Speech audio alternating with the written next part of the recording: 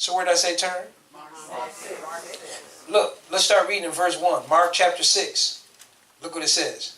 And he went out from thence and came into his own country, and his disciples followed him. When the Sabbath day was come, he began to teach. He began to what? Teach. See, again now, most black folk, we're used to being ministered to preach that and moved emotionally. You go to church to be entertained religiously. And some can do it better than others. They teach that stuff. What's his name? Cedric, the comedian? What's his name? Cedric the entertainer? Boy, he can do it. Have you ever seen him act like a preacher? He can do it. Who's better than him?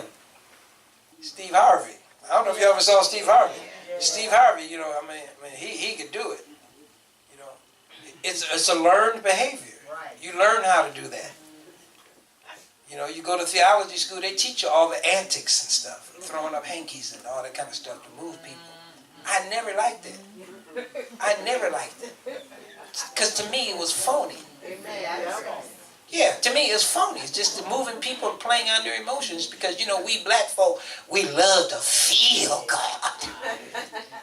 Ain't nothing wrong with feeling, but don't put feeling ahead of what the Word of God says. That's right. Just like right now, I just have to tell you this. Let me just take a minute. Just right now, I don't know what's happening with the church. Say that. Ministers are coming together and condoning same-sex marriage. Just like y'all, I don't know if y'all know it or not, but one of the people running for president of the United States is openly gay and married to another man. Yeah, he's running for president. My goodness. I don't have nothing. Listen, I don't hate the homosexual, but don't try to tell me that it's okay when God says it's sin. It's an abomination unto him. When the Bible actually says concerning man and concerning women in Leviticus 18:23. Leviticus 18:23 says that a man shouldn't lie with a man as with a woman. Goodness. How in the world can somebody be a preacher, a pastor, be a church, and condone that type of lifestyle? Goodness, we have the whole Bible that has a whole chapters in Genesis of a place called Sodom and Gomorrah. Yeah. Lord have mercy. That was legalized homosexuality, lesbianism. It's legalized. That place was legal. It was okay. Well, God calls fire and brimstone come down from heaven. Goodness, how you going to say you're a Christian and condone that kind of lifestyle? How in the world can we say, especially as black people, condone abortion? Amen. They got pastors now condoning abortion, calling it a woman's right. Listen, women don't have right to be killing nobody.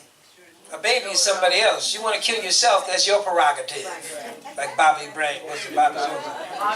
That's Bobby Brown, my prerogative. It's your prerogative. You want to commit suicide, kill yourself. I don't condone, I don't encourage that, but you got a right. You think you want to do it, go ahead on and do it then. But you can't take somebody else's baby. You can't take another life. That baby is somebody else. Amen. I am not my mama. I was just inside of my mama.